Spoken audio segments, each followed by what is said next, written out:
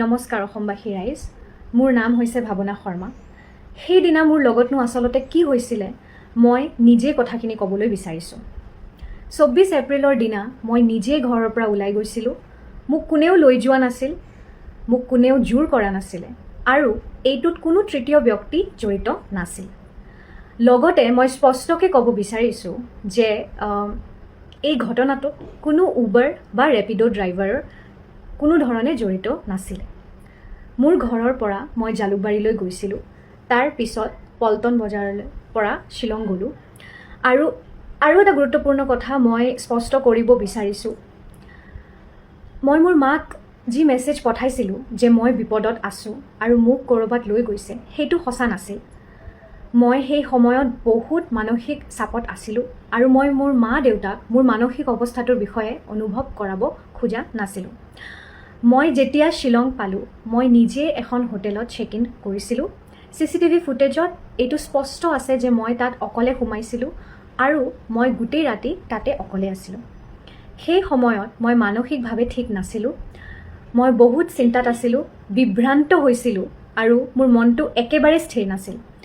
এটা সময়ত মই মোৰ জীৱন শেষ কৰাৰ কথা ভাবিছিলোঁ, কিন্তু পাছত মই বুজিলোঁ যে মই এইটো কৰিব নোৱাৰোঁ আৰু মই ঘূৰি আহিবলৈ সিদ্ধান্ত ল'লোঁ। পিছদিনা পুৱা মই যেতিয়া ৰাস্তাত আহি বহিছিলোঁ, সেই সময়ত মই এগৰাকী মহিলাক দেখা পাই তেওঁৰ ওচৰলৈ যাওঁ আৰু তেওঁৰ সহায়ত মই মোৰ মাক ফোন কৰোঁ আৰু অসম পুলিচৰ সহায়ত মই সুৰক্ষিতভাৱে ঘূৰি আহিছিলোঁ। এতিয়া মই ক'ব বিচাৰোঁ, এই অৱস্থালৈ মোক কিহে লৈ আহিছিল। 2 বছৰৰ পৰা মই নিহাৰজ্যোতি শৰ্মাৰ সৈতে এটা সম্পৰ্কত আছিলোঁ। এই সম্পৰ্কটো দুয়োপক্ষৰ পৰিয়ালেও জানিছিল, কিন্তু সময়ৰ লগে লগে মই বহুত চাপ, ভয় আৰু ধমকি অনুভৱ কৰিছিলোঁ।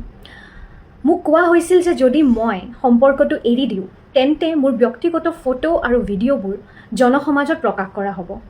লগতে মোক এইটোও কোৱা হৈছিল যে মোৰ বা মোৰ পৰিয়ালৰ ক্ষতি কৰিব। এই সকলোবোৰৰ বাবে মই বহুত দিন ধৰি ভয় আৰু চাপত আছিলোঁ। মই এইবোৰ কথা কাকো ক'ব পৰা নাছিলোঁ, আনকি নিজৰ পৰিয়ালকো ক'ব পৰা নাছিলোঁ। 24 এপ্ৰিলত মই যি পদক্ষেপ লৈছিলোঁ সেইটো এই দীঘলীয়া সময় ধৰি জমা হোৱা ভয় আৰু মানসিক চাপৰ ফল আছিল।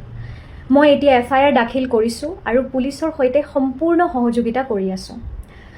মই জানো যে মই যি মানসিক অৱস্থাত আছিলোঁ সেয়া সকলো মানুহে বুজি নাপাবও পাৰে, কিন্তু যিসকলে এনে অৱস্থাৰ মাজেৰে গৈছে আৰু গৈ আছে তেওঁলোকে নিশ্চয় বুজিব। আৰু মই আন মানুহকো, মহিলা হওক, পুৰুষ হওক বা আন যিকোনো ব্যক্তি এনে অৱস্থাত থাকিলে অনুৰোধ জনাওঁ, দয়া কৰি নিঃশব্দে নাথাকিব। নিজৰ কথা কওক, কোনো বিশ্বাসযোগ্য মানুহ বা পুলিচৰ লগত কথা পাতক, তেওঁলোকে আপোনালোকক নিশ্চয় সহায় কৰিব। মই সকলোকে অনুৰোধ কৰোঁ, অনুমানৰ ওপৰত কথা নক'ব। এইটো মোৰ আৰু মোৰ পৰিয়ালৰ বাবে ইতিমধ্যে বহুত কঠিন সময়। এতিয়া মই মোৰ সুস্থতা আৰু আগলৈ আগবাঢ়ি যোৱাৰ ওপৰত গুৰুত্ব দিছোঁ।